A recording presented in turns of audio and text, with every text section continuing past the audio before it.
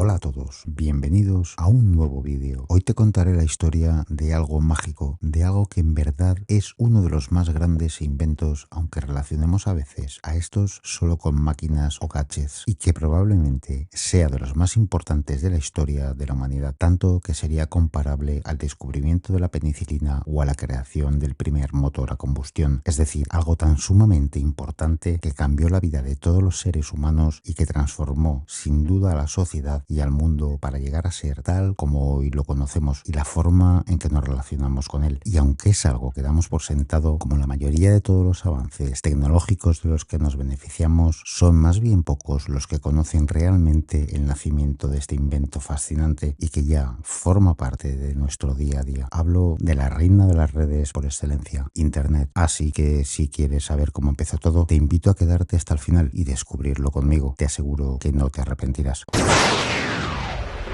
Para ponernos en contexto con los antecedentes del nacimiento de Internet, hay que repasar un poco la situación histórica del mundo en aquel entonces. Fue en 1969 cuando se creó la primera red de ordenadores del mundo en Estados Unidos. Se llamaba ARPANET. Estoy seguro que a más de uno le sonará. Nació con el propósito de hacer menos vulnerable el sistema de defensa militar ante un ataque por aquel entonces tan temido de la Unión Soviética. Pues hay que tener en cuenta que estábamos en plena Guerra Fría y los rusos habían lanzado en 1957 el satélite Sputnik, hecho que disparó una cadena incontrolable de acontecimientos sin relación directa con la carrera espacial, que derivaría en una revolución tecnológica inesperada e impensable. Con la diversificación del sistema informático se buscaba evitar la inutilización del superordenador central que los Estados Unidos utilizaban por aquel entonces para la gestión de toda la información de vital importancia para su defensa, y esta fue la semilla del nacimiento de Internet. ¿Pero qué significa Internet? Pues es una interred, es decir, un conjunto descentralizado de redes de comunicaciones interconectadas. Bueno, pues una vez aclarado todo esto, podemos decir que tras varios intentos no muy acertados de envío de mensajes entre terminales de esta red, no fue hasta 1971 que se desarrolló lo que hoy todos conocemos como correo electrónico. Esto realmente marcó un antes y un después. Fue Raymond Tomlinson, su creador, quien con su invención permitió novedosamente el envío de amplios mensajes por la red de ARPANET, algo impensable hasta entonces, ya que desde 1965 esto solo se podía hacer desde un ordenador central y sin salir al exterior, solo desde su entorno, siendo utilizado por los usuarios como una forma de comunicación interna entre departamentos. Fue por primera vez cuando entró en escena la famosa arroba, ya sabes, el símbolo que todos relacionamos con esto. Pero el verdadero cambio, la verdadera revolución, llegó en 1981 con la implementación del protocolo TCP/IP, aunque su origen se sitúa en 1973 y el cual fue desarrollado por Robert Egan y Victor Jetzer, y que a día de hoy todavía seguimos usando como método de intercambio de ficheros, servicios FTP y un largo etcétera, sería definitivamente la semilla de lo que hoy conocemos como Internet, ya que dio paso a la famosa World Wide Web, ya sabes, las 3 W que preceden al nombre de dominio de una página web. Pero surgió un problema. Ante la creciente y desmesurada aparición de sitios web, se necesitaba un catálogo en terminales y servidores, pues era de vital importancia ordenar toda esta información que navegaba a la deriva por el mar de Internet en terminales y servidores para poder hacer uso efectivo de ella, y es ahí donde aparecieron los primeros buscadores de la historia, aunque hay que matizar que con anterioridad ya habían trabajado en este ordenamiento pequeñas guías de catálogo como Archie, Waze o Gopher, pero nada que ver con lo que posteriormente vendría, ya que con la aparición del hipertexto que dio cabida a la creación de esas páginas web que contienen enlaces o links a otras páginas o sitios, la cosa se complicaba y se necesitaba más potencia de procesamiento para poder encontrar toda esa información, y es ahí donde aparecen navegadores como Mosaic o el archiconocido por todos Internet Explorer de Microsoft en 1995, sin tardar en aparecer otros que muchos de vosotros conoceréis como Yahoo o AltaVista, hasta la aparición en 1997 de Google, que como dato curioso os puedo decir que operaba a una potencia tan descomunal que usaba más de la mitad del ancho de banda de la red de la Universidad de Stanford y que se basaba en una fórmula matemática para catalogar las indexaciones, el famoso algoritmo, es decir, utilizaba los vínculos para determinar la importancia de las páginas individuales en la web y así ser mucho más efectivo en los resultados de búsqueda, a diferencia de otros buscadores que eran un mero catálogo indexado introducido manualmente. Así que podríamos decir que por su singularidad Google fue en verdad el primer motor de búsqueda de Internet, pero eso es otra historia. Y eso es todo por hoy. Espero que este vídeo te haya sido de utilidad y que hayas descubierto algo nuevo. Si es así, te pido que me dejes un like. Si te gusta en general el contenido que hago en el canal, puedes suscribirte. Eso me ayudaría mucho. Gracias por llegar hasta aquí. Gracias por tu tiempo. Lo valoro mucho. Y nos vemos como siempre en el próximo vídeo. Chao.